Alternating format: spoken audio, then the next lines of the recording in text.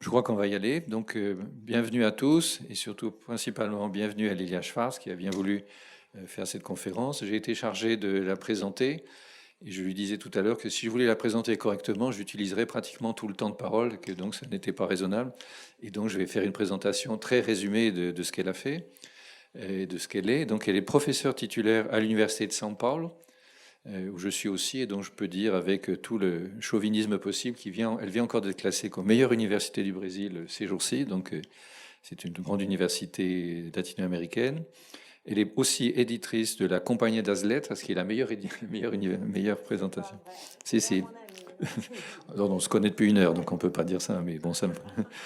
Elle est, bon, sur le champ scientifique, elle se partage et elle circule entre l'anthropologie et l'histoire, ce qui lui donne un regard particulièrement intéressant.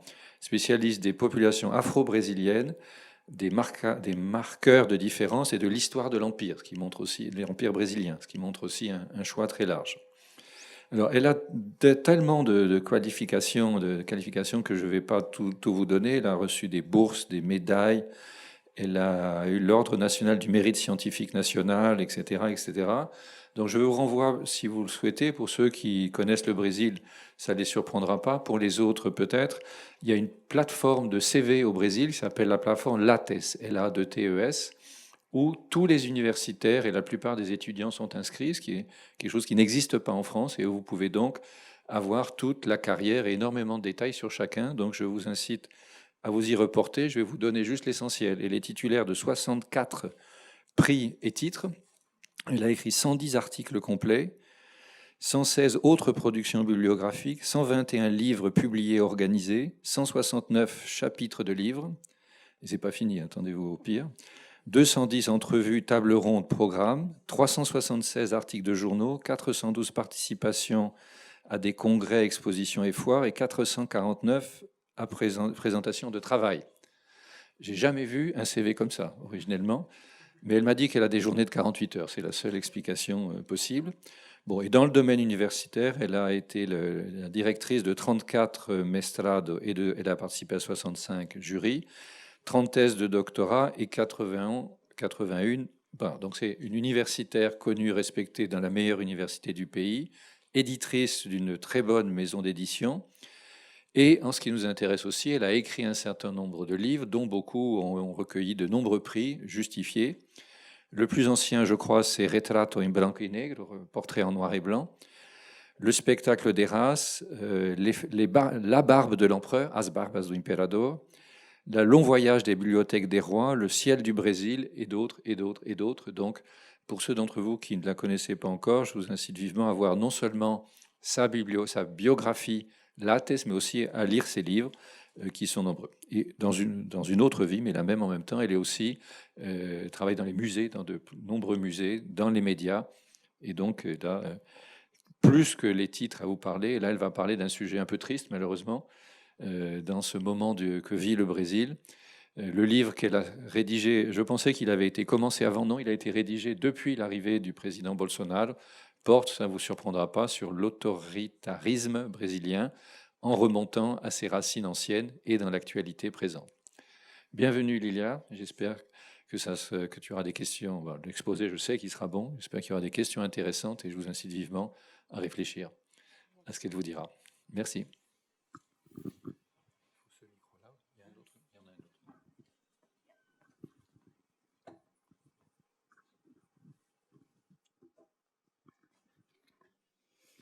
Bonjour.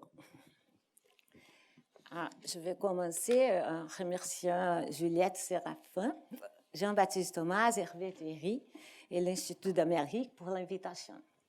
Honneur. J'aimerais bien parler sur mon pays. Malheureusement, le Brésil et les Brésiliens ont beaucoup souffert avec la crise économique, politique et culturelle, et aussi avec le président Jair Bolsonaro. J'aimerais beaucoup aussi de parler en français, mais ça ne serait pas possible parce que je ne vais pas tuer votre grammaire. Je m'excuse de donner la conférence en anglais.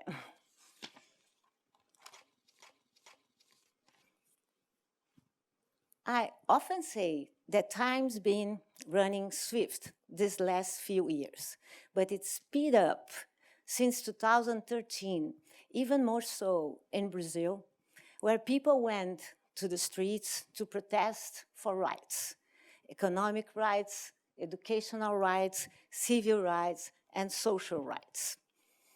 But what many of us didn't see at the time was that were two different paths,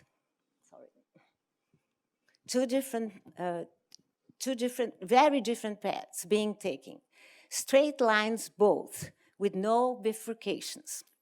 Time has also run quick because of the economic crisis, recession, and unemployment that accelerated in 2014 in Brazil and generated the figure of the street avenger, those who thought and still think they were losing out to others who were gaining at their expense. The crisis also became worse with the impeachment. With the impeachment of President Dilma Rousseff in December 2016, when Brazil's politicians put on a TV a kind of variety show, casting their votes in the name of sons, brothers, parents, spouses, friends, and even God, but never actually referring to the issue at hand. Impeachment, the process of impeachment. Yes, I'm going to talk about this. It was familiarism all the way, an old specter of Brazilian history. It was a coup d'etat.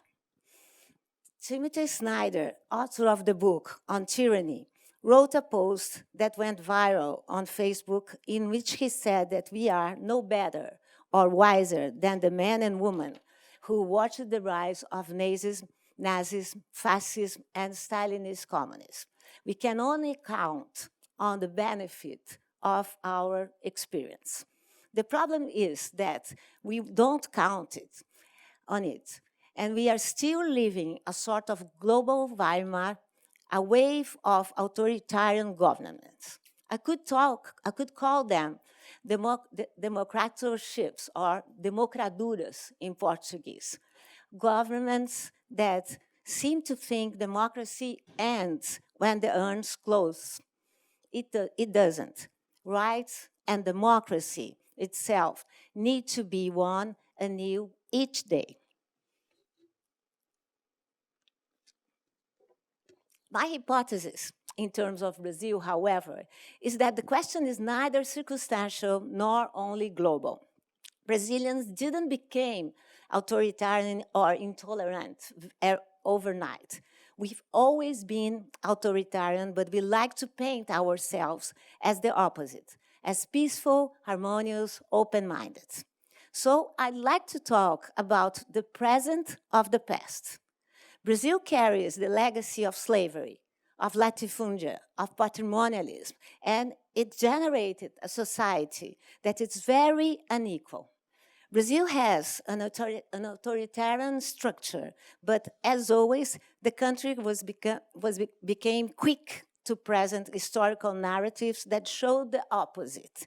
Our slavery was positive, as if a system that recognized one man's ownership of another could ever be so. We used to say that our dictatorship is light, practically a military democracy. It's not, and it was not. And I'm going to organize this lecture around these lasting structures which, rather than change, just repeat in Brazilian history. I also want to talk about historical narratives, as we are passing through a battle of histories. Brazil was a big exception in the Latin American concert.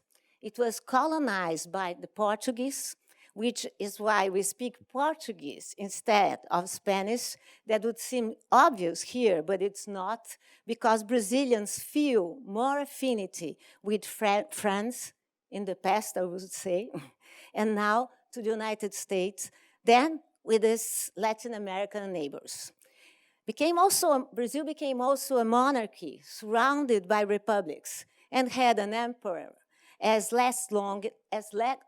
long-lasting as he was popular. A monarch who considered himself enlightened, and well, and in some respects he was, but was also the last leader to put an end on slavery, and it cost him his crown. That's why, in order to naturalize all these differences, soon after independence in 1822, we set about creating a new local history, a new narrative. In 1855, the new Historical and Geographical Institute in Rio de Janeiro organized a kind of concours with a question: how to create a history of Brazil that we could rephrase like this: how to invent a history to and for Brazil. First place went to a foreigner, the well-known Bavarian naturalist Karl von Martius, a scientist who was, however, something of a greenhorn when it comes to history in general and Brazilian history in particular. Defending the thesis that the country stood out for its impressive mix of people and races, he wrote, "It ought to be of capital importance to the thoughtful historian to show how, over the course of Brazil's development, the conditions were laid for the perfecting of three human races found side by side in this land. Using the metaphor of a swollen river corresponding to the Portuguese legacy that had cleaned and absorbed the little confluence of Indian and Ethiopian races, he represented the country through the singularity of its miscegenation."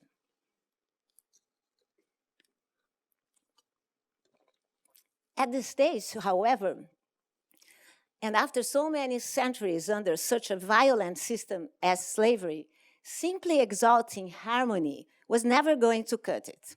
What's more, Brazil's indigenous tribes were still being decimated along the coast and inland, their homelands invaded, and their cultures disrespected.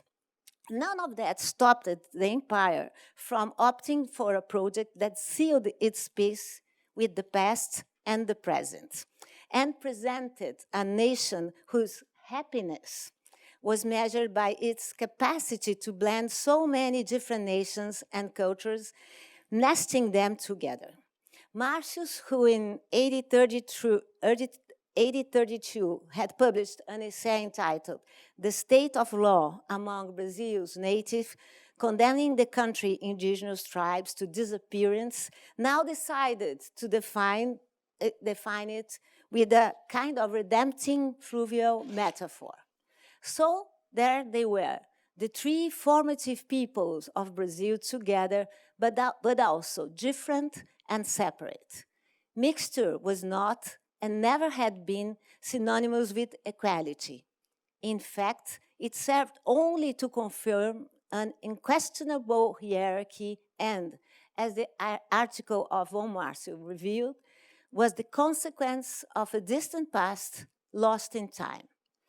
It did, however, provide an excellent way of inventing a history that wasn't only unique, a tropical history, but also a nation where inclusion combined rather well, would say Martius, with exclusion. One could say that this was the beginning of the old mythology about the three formative races of the nation, which would continue to find traction through Brazil for a long time to come. Various authors would offer variations on the same argument. Silvio Romero, for example, Oliveira Viana, and even the modernist Mário de Andrade, in his Macunaíma, offered a famous allegorical passage. There is a famous allegorical passage in Macunaíma in which the black hero and his two brothers decide to bathe in the magical waters that filled a footprint left in earth by the Bigfoot Sumer. And when they came back out, they were different. They were, one of the brothers was white, another one black, and another one color of the new bronze. It was Gilberto Freyre, above all, who consolidated and propagated this type of interpretation, not only in his classic Master and Slaves, but also years later in books he wrote about Lusotropicalism. And so, if it was Arthur Ramos who coined the term racial democracy, Freire was its greatest exponent even beyond Brazilian borders. Freire's thesis obtained such an international reception that it ended up knocking on the UNESCO doors in the late 40s and early 50s. Excited about the work of the anthropologist from Recife, Gilberto Freyre, and convinced that Brazil was a racial harmony example to the rest of the world in war, the organization funded a major research project to prove that Brazil was a land with no racial or ethnic discrimination. The result was, to say the least, paradoxical. While the investigations of the North American scholars, Donald Pearson and Charles Wegley, conducted in the northeast of the country, followed Freire's presuppositions, the group in São Paulo, led by Florestan Fernandes, Florestan Fernandes was arriving at the opposite conclusion. For Florestan Fernandes, the biggest legacy of slavery wasn't a nation with unifying miscegenation, but the consolidation of a deep-set social inequality that could be seen from the statistics in health, education, birth and death, and housing. As Florestan Fernandes concluded at the time, Brazilians have a sort of reactive prejudice, a prejudice against prejudice, as they would prefer to deny but accuse others. It was also Florestan Fernandes who called the old story of the three races like the myth of racial democracy, recognizing at once the power of the narrative and the weakness of the formulation. The death sentence was delivered by the black activism, which, from the end of the 70s, revealed the perversion of this type of official discourse. The terms that best describe the Brazilian situation are structural racism, institutional racism, and even recreative racism, when someone comes out with a racist joke followed by the old excuse, "Oh, I didn't mean it." Nevertheless, the story von Martius told back in the mid-19th century had the form and the style of a myth, a national myth. It took the country's fundamental problems and contradictions, such as a nationwide slavery system, and rearranged them into something positive. The text contained no data, no precise location or established geography.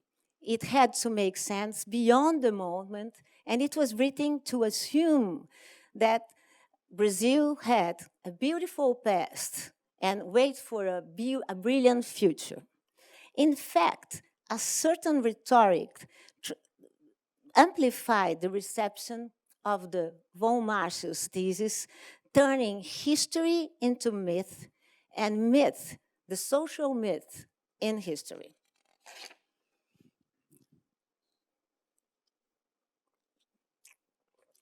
To naturalize inequality and hierarchy and avoid the past All of these places, different places, are characteristics of authoritarian governments. Brazilians have also Brazilians had also traditionally described themselves as Pacific, despite the country's epidemic levels of violence.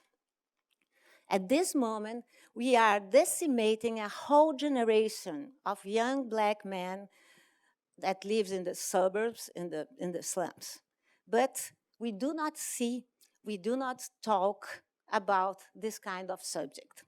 As Trouillot, a historian from IT says, is the unspeakable.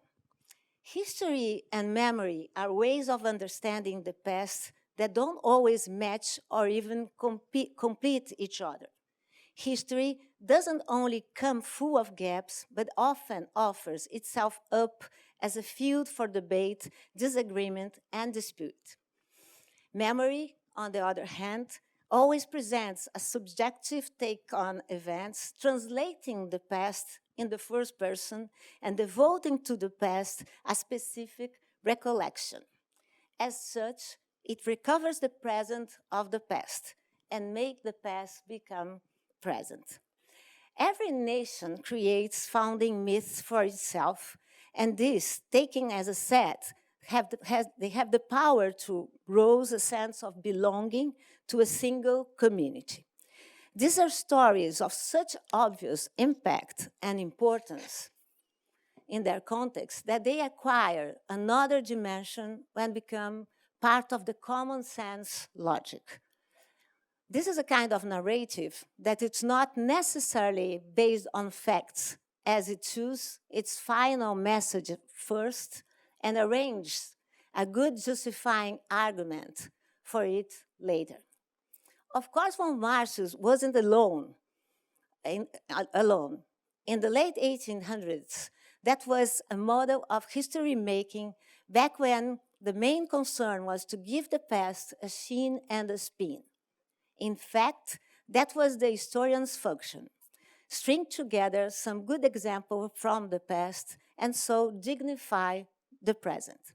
One way or another, the historical narratives always create battles for monopoly over the truth. However, it becomes particularly fertile in times of government change, as was the case in the time of von Martius' peace, but also during times of financial crisis, as we are passing by in Brazil. Under such circumstances, it's not unusual to reach back into the past for explanation for problems that lie very close to hand.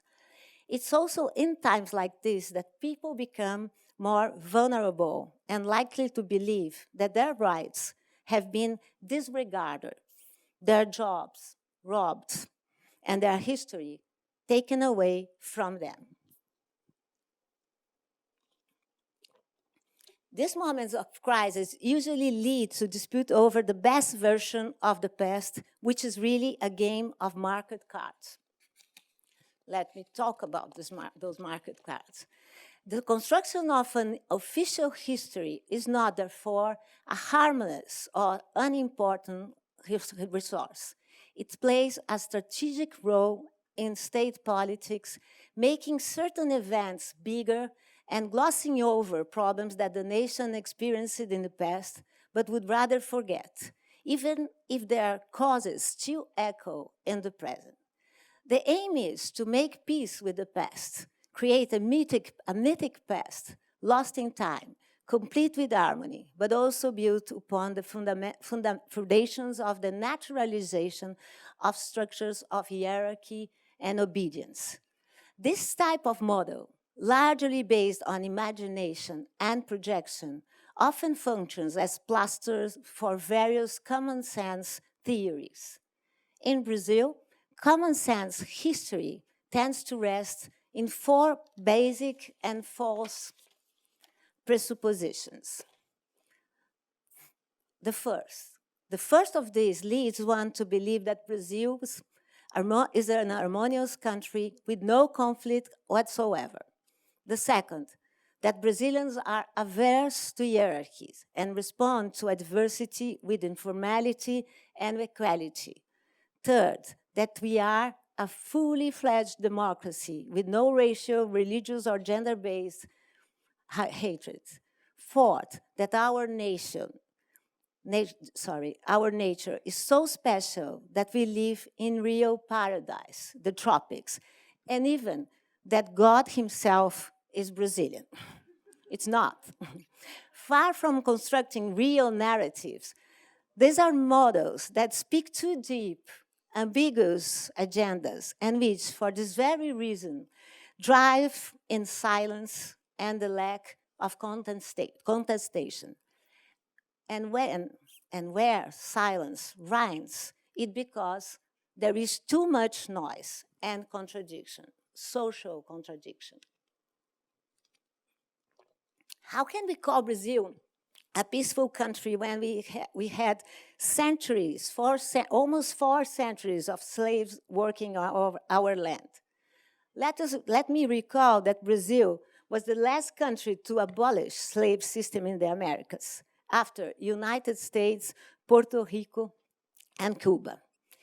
If we consider only those who survived the crossing and made it to the shore, according to the site Slave Voyages, 4.8 million out of the total 10.7 million made port in Brazil, almost half of this population.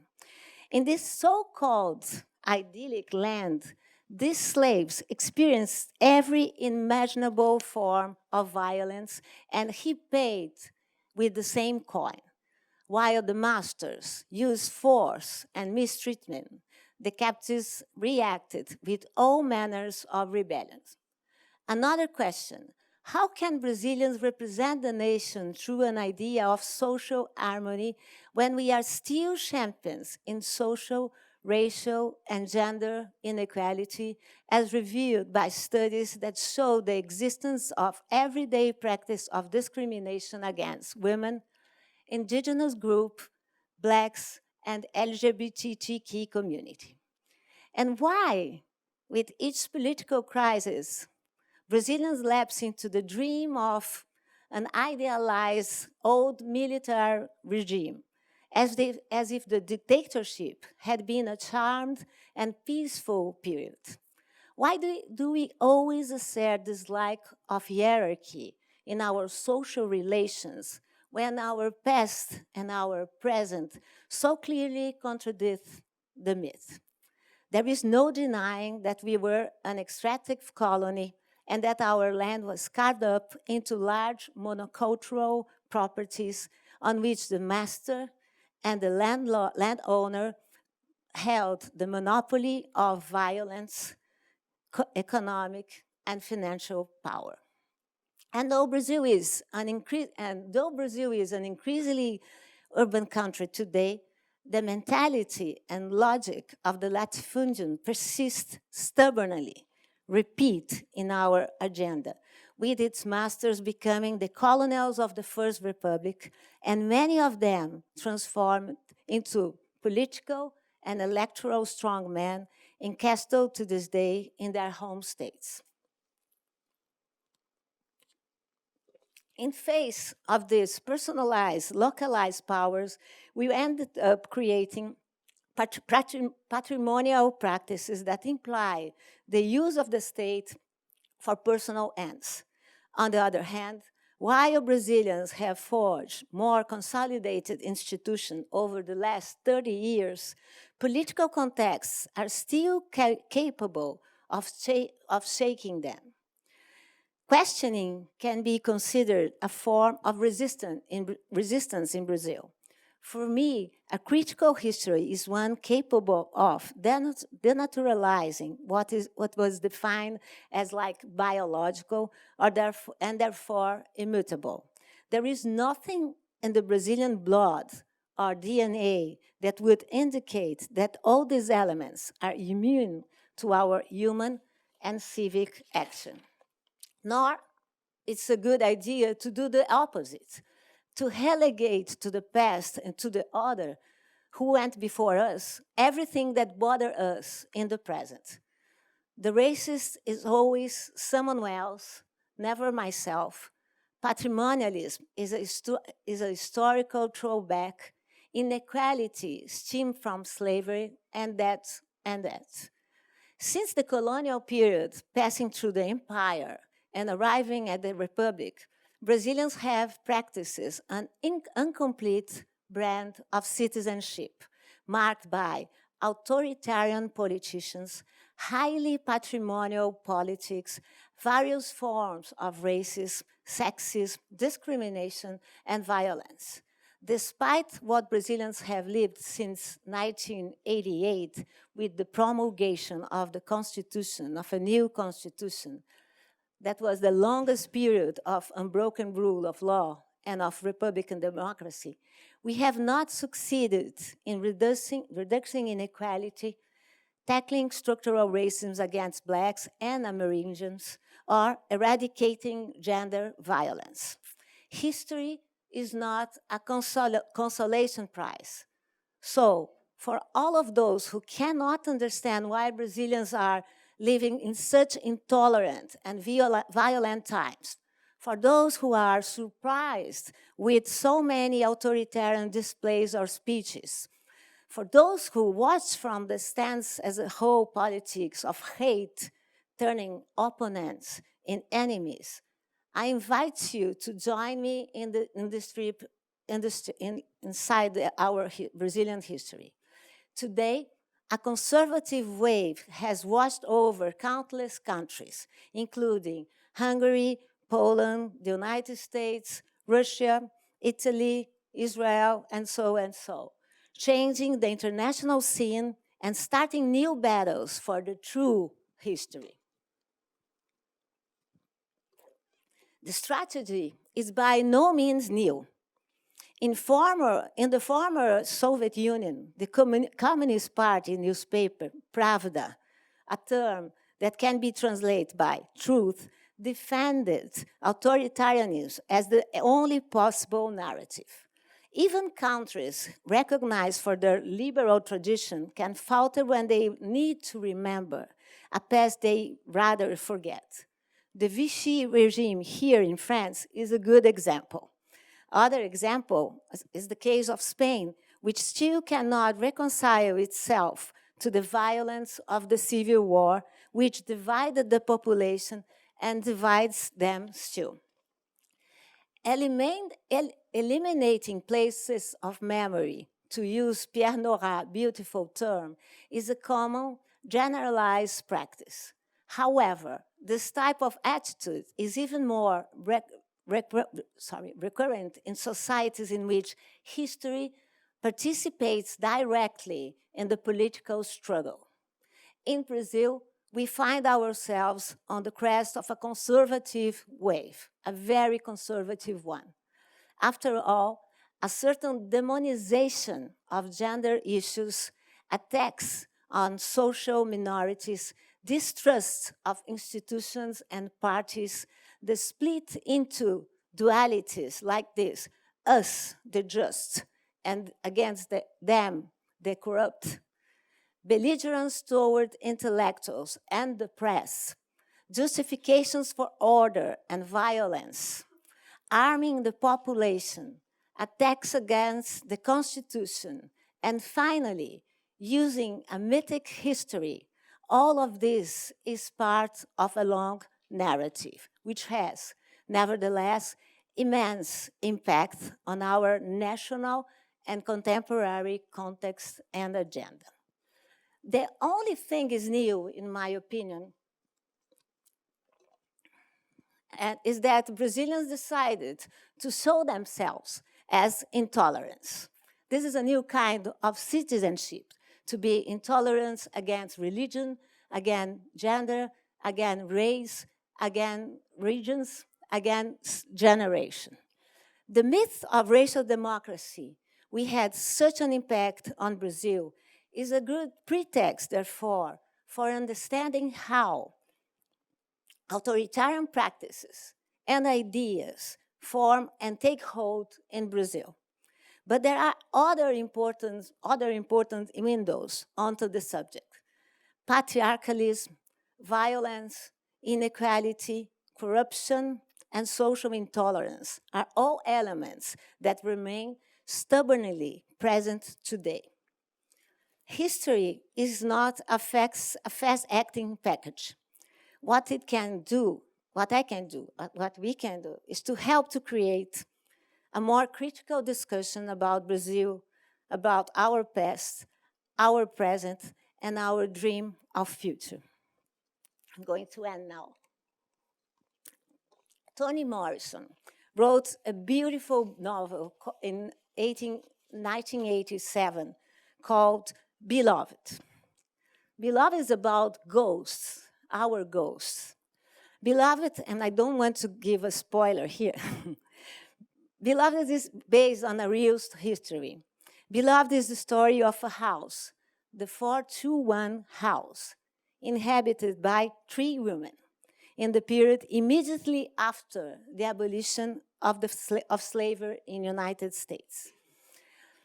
I'm not going to give a spoiler saying that in the house 421 there were 3 women, 2 real women and 1 ghost. One was the mother, the other 2, the daughters. One of the daughters survived the slave system and the Civil War. The other one did not. She was a ghost. But Toni Morrison insists, repeats, that in the house 421, there were 3 women, 2 real women, 1 ghost. But the ghost was the only real woman in that house. Very welcome to our ghost. Thank you so much.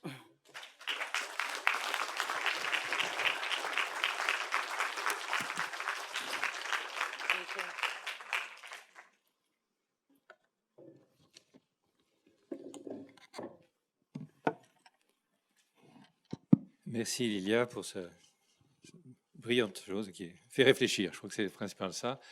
Donc, je ne vais pas vous prendre de temps, je vais juste noter 2-3 petites choses qui peuvent servir à faciliter la première question, qui est toujours difficile, donc on pourra commencer par la deuxième. Je crois que cette conférence a prouvé vraiment que le fait que la double appartenance d'anthropologue et d'historienne était tout à fait utile pour replonger dans le passé. Ça m'a fait penser inévitablement à la citation d'un certain célèbre barbu qui disait que quand on ne connaît pas l'histoire, on est condamné à la répéter. Et le même disait par ailleurs que la première fois, c'était sous forme de tragédie, la deuxième fois sous forme de farce. Et je pense que le président brésilien fait tout ce qu'il faut pour qu'effectivement justifier cette affirmation. On a tous les jours une farce, la seconde partie de l'affirmation. J'ai beaucoup aimé le retour dans le passé, je vais me permettre de le prolonger, remonter jusqu'à von Martius pour la métaphore de la confluence. Comme géographe, ça m'a fait penser que le Brésil avait effectivement une des plus belles confluences au monde, qui est la rencontre des eaux de Manaus.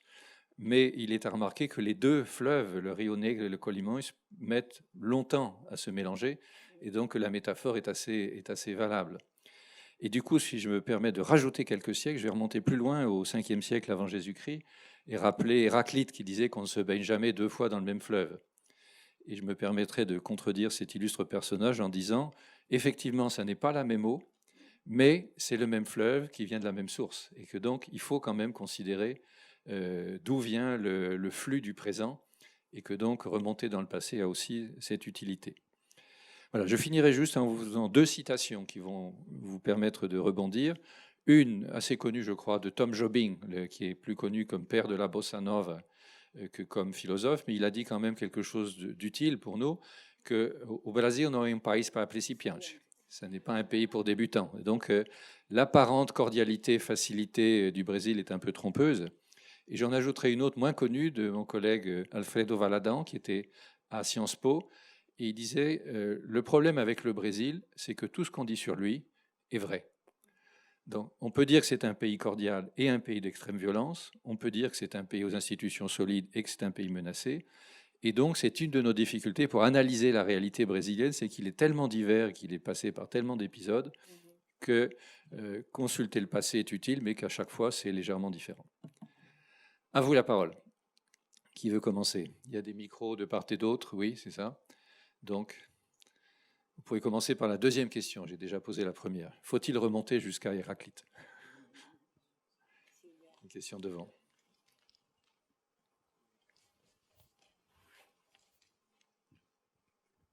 On peut poser la question en français parce qu'en anglais, avec mes collègues anglicistes ici, j'ai honte, et en portugais, peut-être, c'est pas pour tout le monde. Oui. Donc, merci beaucoup pour cette conférence. Comme plusieurs ici, on suit vos analyses avec beaucoup d'attention et elles nous nourrissent énormément. Et je voudrais donc partir un peu dans la continuité de la réflexion qui avait été lancée par Hervé Théry. Et cette idée, parce que ça vient aussi d'une expérience en salle de cours avec mes étudiants en civilisation brésilienne. Et on se posait la question des mythes fondateurs. Et en faisant une comparaison avec la France, la France se construit avec l'idée de la Révolution française, qui est la valeur et qui va être répétée comme donc on a ça qui naissance, même si elle est en mouvement et comme on peut définir, il y a toujours à refaire. Mais c'est une valeur forte. D'autres pays peuvent avoir d'autres choses, les États-Unis peut-être les libertés, entre autres. Le Brésil, qu'est-ce que fait cette essence? Et du coup, c'est le métissage comme la référence, même pour quand on parle de l'anthropophagie, cette idée que donc c'est une culture qui va être fabriquée à partir d'autres, et même si c'est un mythe, et même etc. Et comment va cette idée du pays de trois composantes, indien, et qui est problématique, et vous montrez très bien, qui cache les violences, qui est dénoncée, et entre autres. Mais comment aujourd'hui se repositionner avec cette idée aussi aujourd'hui qui revient, qui est celle d'un pays esclavagiste et qui reste esclavagiste comme société. Merci. Je propose, comme on n'a pas beaucoup de temps, qu'on prenne tout de suite une deuxième, une troisième question et que, si tu veux bien, Lilia, tu répondes aux trois d'un coup. Bonjour, je vais parler aussi en français, mais je voudrais parler en portugais. Voilà. C'est mieux? Oui, oui, d'accord. Comme économiste, je pense que l'estoping de ces discours hypocrites que le Brésil est passé pour une question de communisme, de socialisme, est due principalement en raison de l'augmentation du pouvoir d'achat. Nous avons passé de moins de $100 pour plus que $250 pour les salaires minimum. Ça représente un échange pour la formation d'un marché interne que nous n'avons pas. Quand le peuple a commencé à voyager d'avion, nous avons parlé, c'est le PT, voilà. Non? Et qu'est-ce que vous pensez de ces discours, faux discours du Brésil? Être un pays socialiste ou communiste avec le gouvernement pétiste, avec Lula qui est dans une prison, sans pauvre, sans comprovation des crimes, où nous avons une présidente, Dilma Rousseff, la première femme. Si vous voulez une réponse, il faut laisser un peu de temps pour la réponse, oui. s'il vous plaît. Il a souffert d'un golpe, un coup d'État et non d'impeachment. Voilà. Merci. Une autre question, je pense qu'on peut en prendre encore une. Karl Skenan.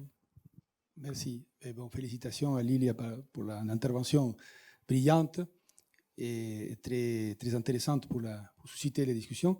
Et moi, j'ai retenu un aspect, une expression, lorsque vous avez dit le Brésil, c'était a big exception, un cas exceptionnel, un grand cas exceptionnel.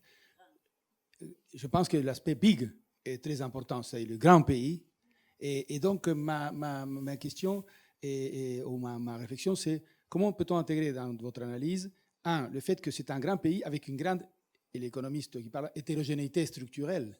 Sont-ils les mêmes fondements, disons, du comportement collectif, des pratiques culturelles, etc., ceux qui dominent dans le nord-est, disons, avec toutes les caractéristiques historiques qui vont liées à ça, de la situation de Rio Grande do Sul, les gauchos.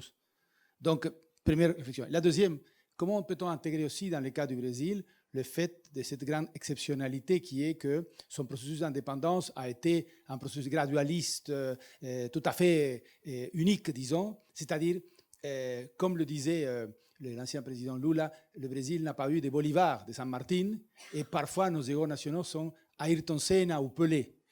Comment peut-on donc intégrer dans l'analyse ces éléments-là? Non.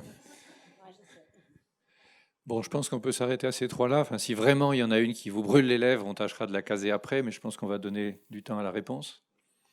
Donc, première question, deuxième, troisième. OK. Je ferai ici la mélange. J'essaierai de parler un peu en français, un peu en anglais, un peu en portugnol. Vous connaissez bien le portugnol, non? C'est la langue franque. Bon, merci beaucoup pour le commentaire. Je pense que j'ai utilisé la logique de « et pas seulement la logique de « u ». Et non « o », non? And not « or ». Parce que le Brésil, c'est comme ça, c'est la logique de « e ».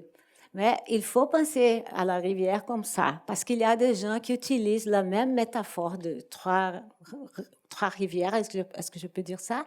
Mais comme pour montrer que le Brésil est vraiment une démocratie raciale. Mais moi, je pense qu'Yvon Martius, c'est facile de trouver cet essai. L'idée, c'était comme ça. La grande rivière était blanche. Il avait un autre qui c'était très mignon, très petit, c'était noir, le Rio Negro.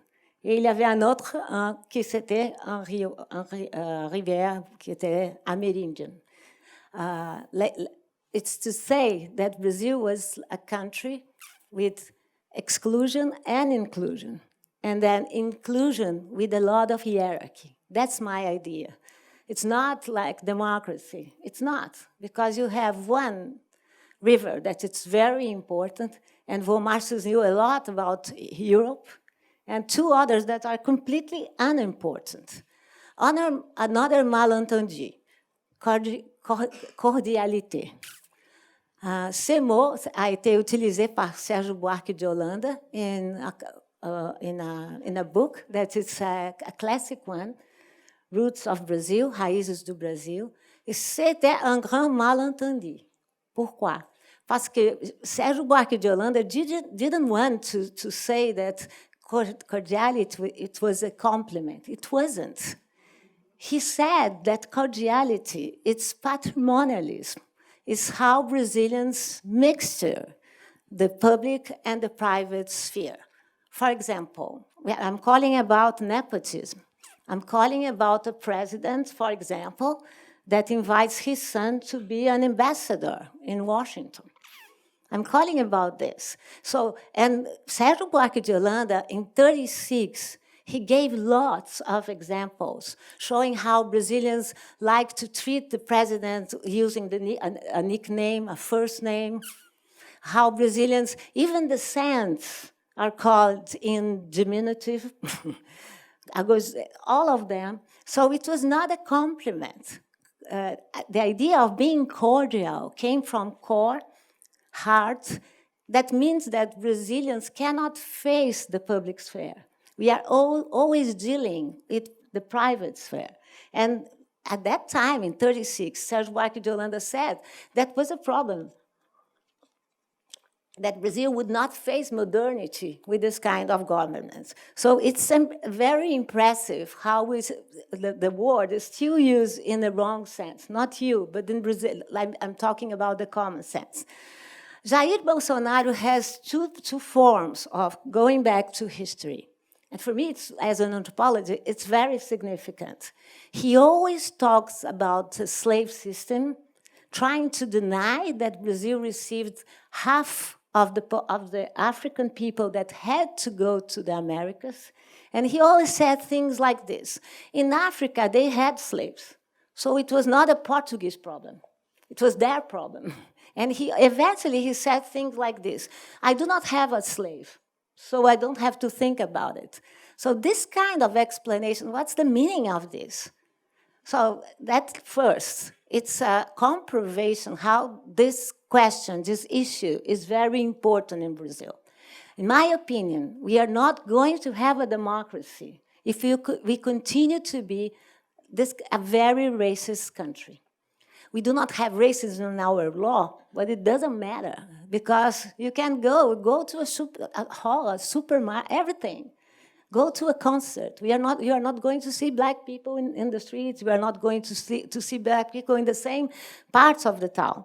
So we have to face it. And this is one of the major Bolsonaro's denial. Second denial, military coup d'etat. He hates this word. He says it was not. It was a government. So he does not want to talk about torture. He does not, and it's the opposite.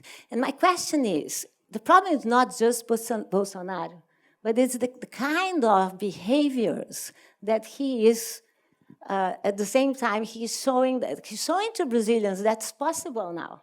That's why, since 2018, the numbers of intolerance in Brazil are growing up. So this is Bolsonaro. This is the new phenomenon of this conservative and very right-wing government. Silvia, very interesting. And I said that every country has his own foundational myth. So this is true. No? In Brazil now, if you think about the last census, I'm talking about the census that asked Brazilians about colors. Brazil is a very paradoxical country because people are defined by colors.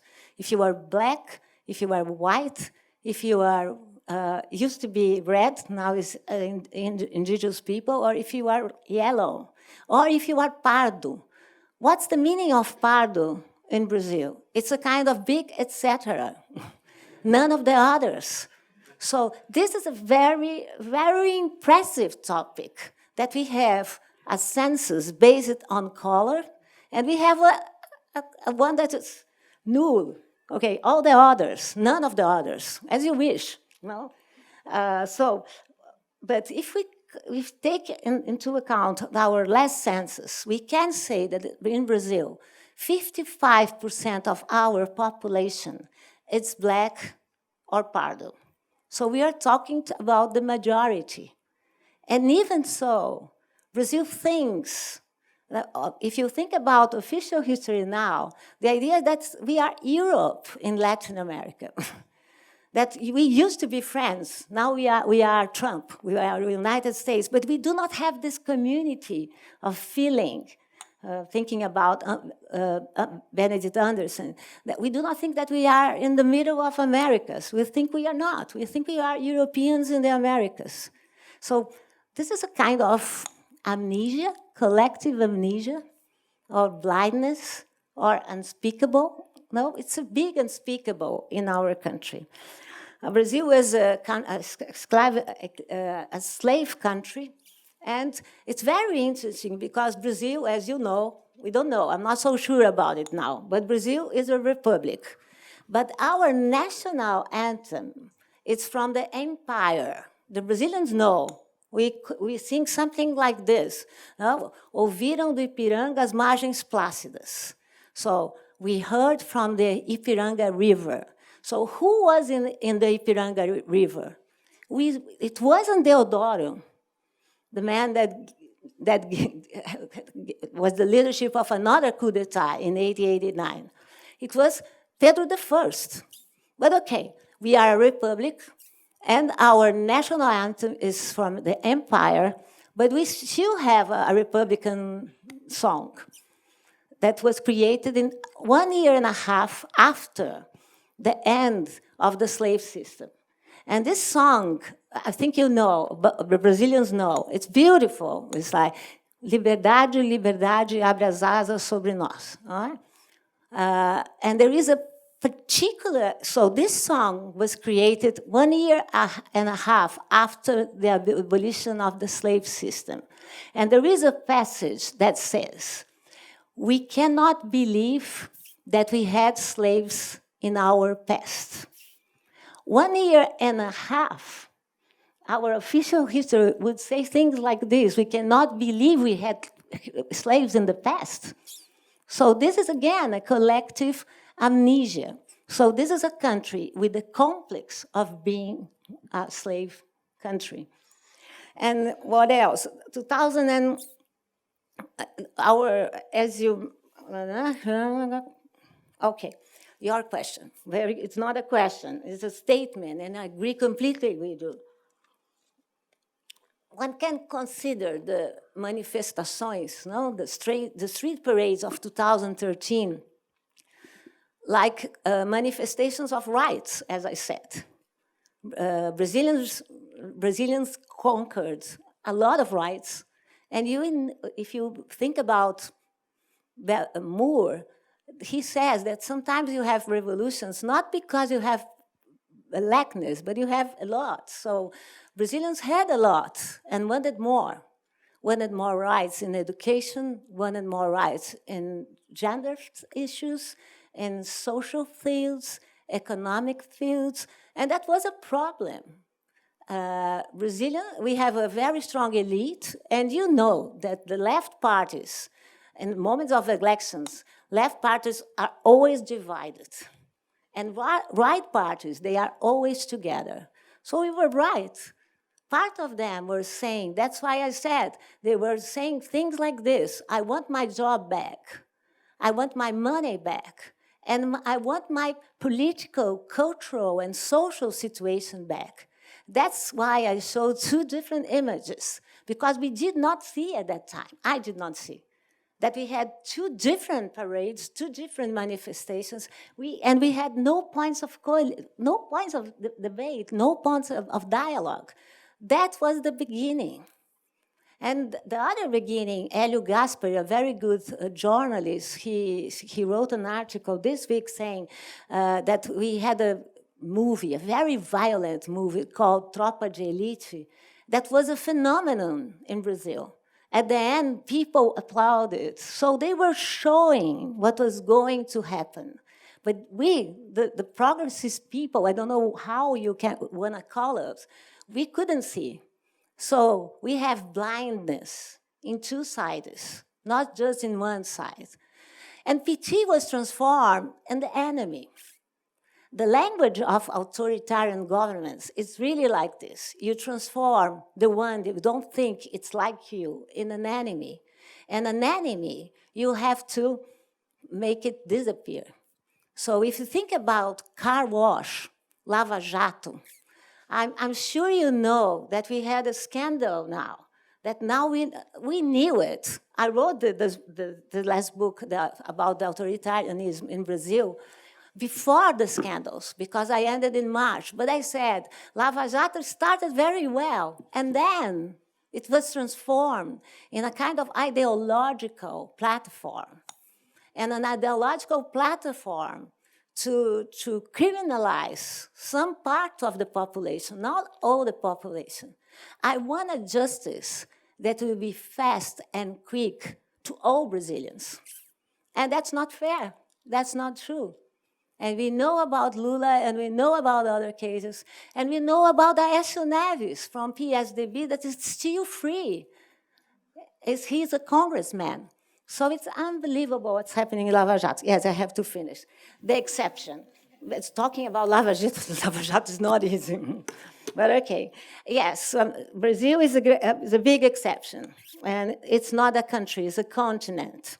And we know that it was monarchy that kept Brazil as one big territory. They used monarchy as a kind of symbol to keep the country together. And I don't know if you know, but you know how it was the first country that Brazil wanted to make agreements immediately before the independence.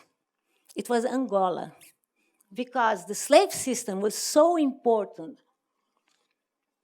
that they had to keep it. It was before United States, before Portugal, before England. It was Angola. That tells a lot. So Brazil is a big country. It's like a continent, and it's completely divided. If you pay attention about who voted in Jair Bolsonaro, that's the south of the country.